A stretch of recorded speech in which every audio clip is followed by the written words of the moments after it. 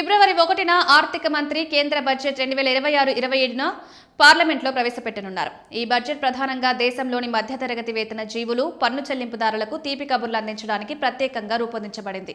కేంద్ర ప్రభుత్వం ఆదాయ పన్ను చట్టం సెక్షన్ 87A కింద లభించే పన్ను రిబేట్ను ప్రస్తుత స్థాయికి గణనీయంగా పెంచి దాదాపు 1.5 లక్షల వరకు తీసుకురావడానికి సిద్ధమవుతోంది. ఈ నిర్ణయం అమలైనట్లయితే భారత పన్ను చరిత్రలో ఇది ఒక విప్లవాత్మక మార్పుగా నిలుస్తుంది. ఫిబ్రవరి 1 నుంచి కొత్త రిబేట్ సవరించిన విధంగా అమలవుతోంది. ద్రవ్యోల్బణం పెరుగుతున్న నేపథ్యంలో ఈ రాయితీలు మధ్యతరగతి కుటుంబాల ఆర్థిక భారం తగ్గించడమే కాక మార్కెట్లో వినియోగాన్ని, డిమాండ్ను పెంపొందించడంలో సహాయపడతాయని విశ్లేషకులు చెబుతున్నారు. గత సంవత్సరం 2025-26 కేంద్ర బడ్జెట్లో కూడా మధ్యతరగతి వర్గానికి భారం కాకుండా ఉపశమనం కలిగించే మార్గాలు తీసుకొచ్చారు. కొత్త పన్ను విధానంలో వార్షిక ఆదాయం 12 లక్షల వరకు పన్ను రహితంగా ఉండేలా పేర్కొన్నారు. అదనంగా స్టాండర్డ్ డిడక్షన్ పరిమితిని 4 లక్షలకు పెంచారు.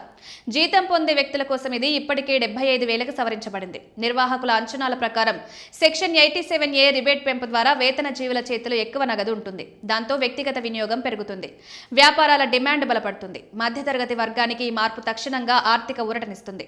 కేంద్ర బడ్జెట్లో పన్ను స్లాబ్లు, రాయితీలు, డిడక్షన్ పరిణామాలు, ఇతర ప్రోత్సాహకాలను సవరిస్తూ మిడ్ ఇన్కమ్ వర్గానికి మరింత లాభం చేస్తుందని అంచనాలున్నాయి. ఈ పన్ను మార్పులు దేశవ్యాప్తంగా ఉద్యోగస్తుల జీతాలలో, కుటుంబ ఆదాయ వృద్ధిలో, వ్యక్తిగత ఖర్చుల్లో సానుకూల ప్రభావాన్ని చూపగలవని ఆర్థిక నిపుణులు చెబుతున్నారు.